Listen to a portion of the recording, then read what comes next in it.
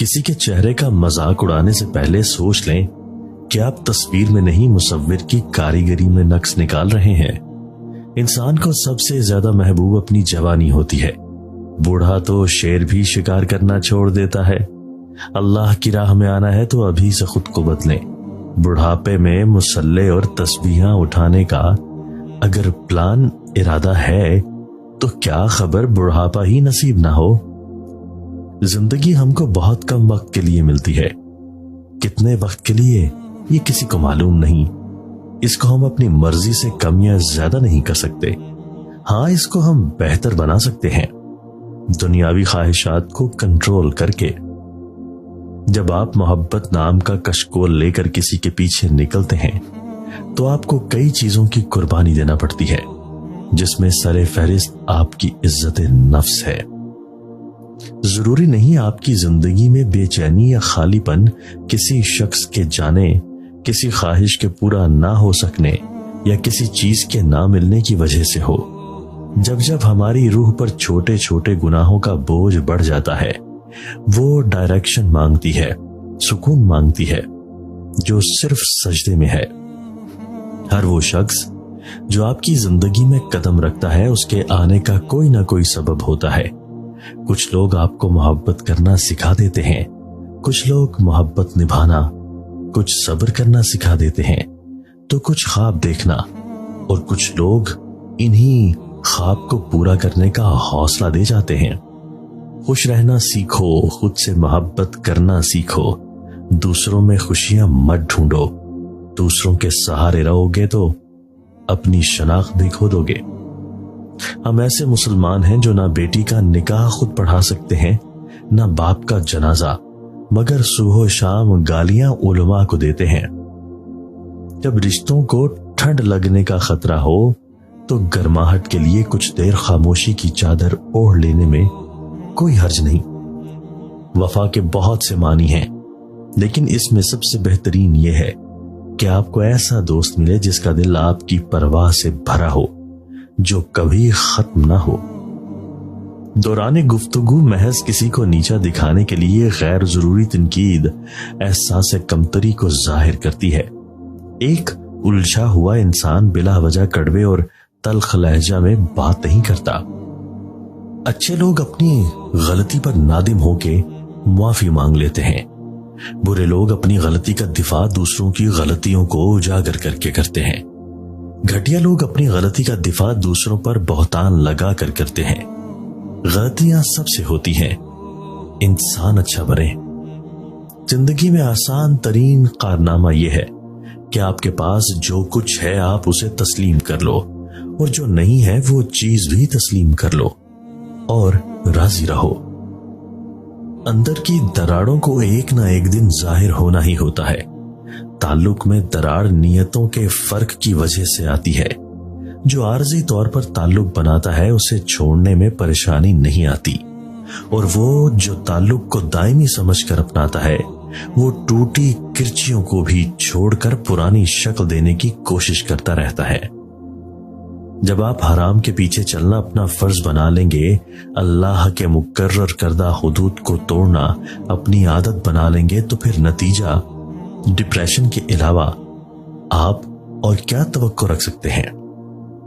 صرف استغفار کرنے سے یا ندامت اور آنسو بہانے سے توبہ مکمل نہیں ہوتی۔ اس کے بعد بھی کچھ چیزیں ایسی ہیں جنہیں کرنا ضروری ہوتا ہے۔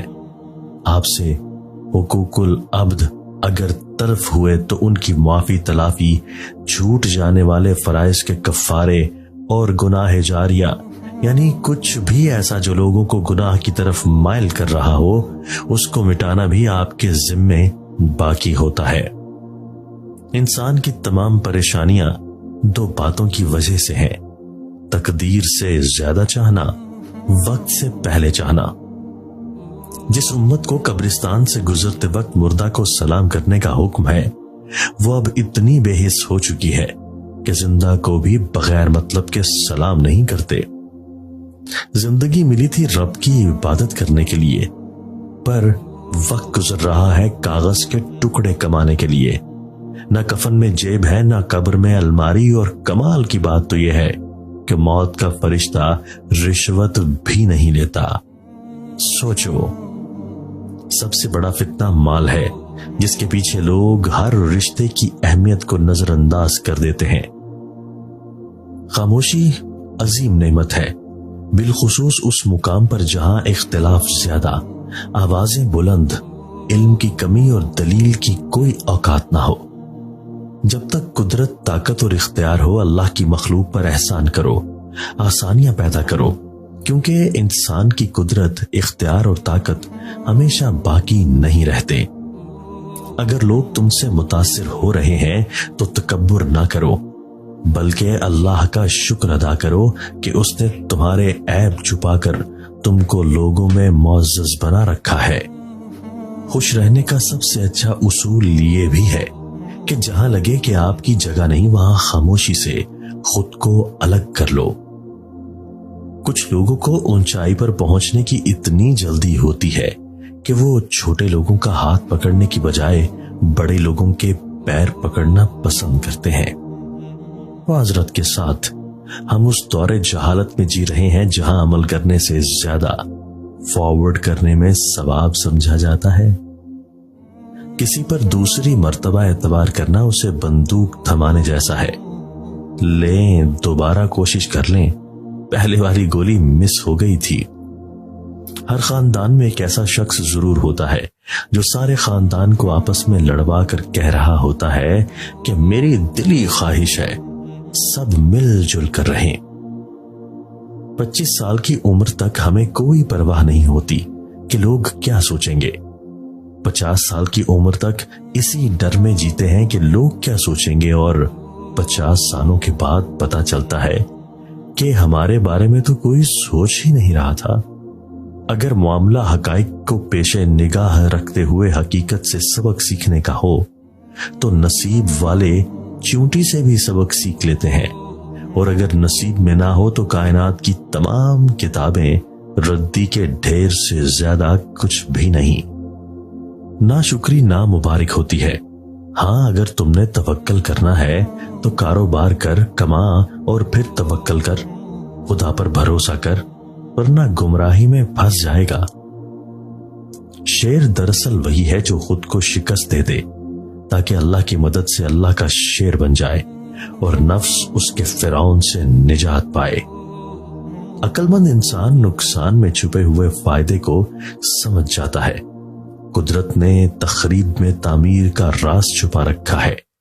दीनदार अपने आप को तकलीफ में इसीलिए मुब्तला करता है कि आखिरत में राहत मुयस्सर आए। अगर तुम्हारे रिज्क में से दूसरों की जरूरियात पूरी हो रही हैं, तो तुम खुशकिस्मत हो कि तुम्हारा रब तुम्हारा रिज्क पाक कर रहा है।